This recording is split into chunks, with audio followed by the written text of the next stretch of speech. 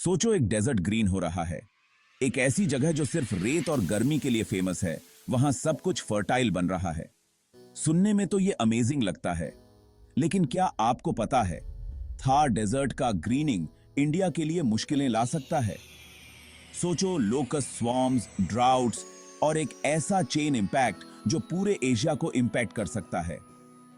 आज हम देखेंगे कैसे ये ग्रीनर थार का ट्रांसफॉर्मेशन उल्टा भी पड़ सकता है। थोड़ा पीछे चलते हैं।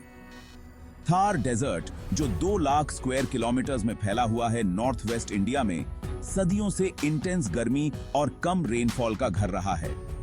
यूनिक प्लांट्स और एनिमल्स जो इस डेजर्ट की टफ कंडीशंस में सरवाइव करते हैं, उनके लिए ये डेजर्ट फेमस है।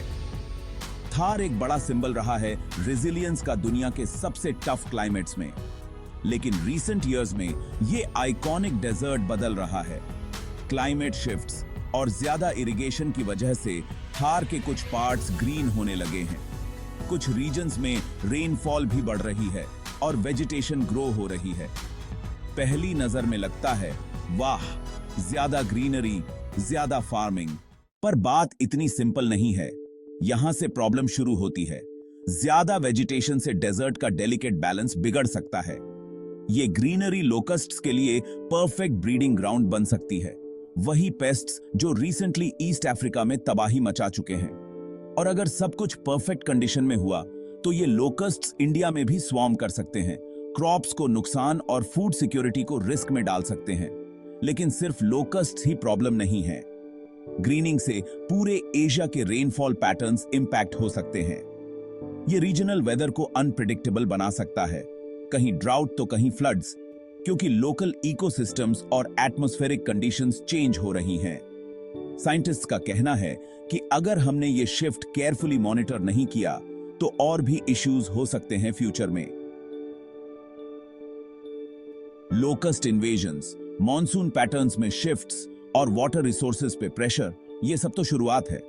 और इंडिया के लोगों का मेजर रिलायंस एग्रीकल्चर पे है, तो थार में छोटी सी चेंज भी पूरे देश की इकोनॉमी और बियॉन्ड तक रिपल इफेक्ट क्रिएट कर सकती है। तो एक तरफ ग्रीनर थार एक मिरेकल लगता है, लेकिन दूसरी तरफ उसका अपना कॉस्ट भी हो सकता है। आपको क्या लगता है, क्या डेजर्ट्स को ग्रीन बनाना चाहिए या नेचर को अपने हाल पे छोड़ना चाहिए? कमेंट्स में जरूर बताएं और ऐसे ही एनवायरमेंटल पजल्स पे और वीडियोस के लिए सब्सक्राइब करना न भूलें। थार डेजर्ट का बदलता एनवायरमेंट लोकस्ट ब्रीडिंग पैटर्न्स के लिए बहुत कुछ मायने रखता है। ज्यादा वेजिटेशन से इन पेस्ट्स को ज्यादा खाने को मिलता है, जिससे इनके स्वॉर्म्स और भी बड़े हो जाते हैं। लोकस्ट पॉपुलेशन में ये तेजी इस रीजन की फूड सिक्योरिटी के लिए एक बहुत बड़ा खतरा है। फार्मर्स अपनी क्रॉप्स को बचाने के लिए संघर्ष करते हैं और इसका असर लोकल इकोनॉमीज पर भी पड़ता है। इफेक्टिव पेस्ट मैनेजमेंट स्ट्रेटजीज बनाने के लिए इस कनेक्शन को समझना बहुत जरूरी है। थार डेजर्ट का ग्रीनिंग रेनफॉल पैटर्न्स और रीजनल वेदर को भी प्रभावित करता है। जैसे जैसे वेजिटेशन बढ़ती है, ह्यूमिडिटी लेवल्स भी बढ़ सकते हैं, जिससे लोकल क्लाइमेट बदल सकता है।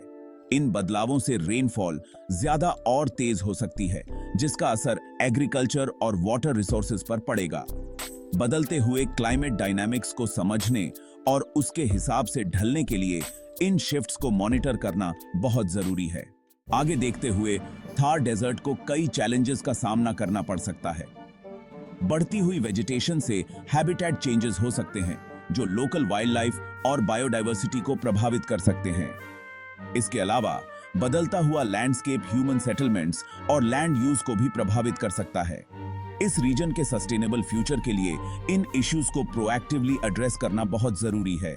हालांकि एक ग्रीनर थार डेजर्ट के कई बेनिफिट्स हैं, लेकिन इसके कुछ नुकसान भी हैं। वेजिटेशन ग्रोथ और डेजर्ट इकोलॉजी के बीच बैलेंस बनाए रखने के लिए केयरफुल प्लानिंग और रिसोर्सेज की जरूरत होती है।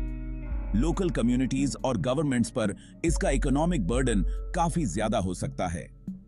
इस रीजन के डेवलपमेंट के बारे में सही फैसले लेने के लिए इन कॉस्ट्स को लॉन्ग टर्म एडवांटेजेस के साथ तौलना जरूरी है।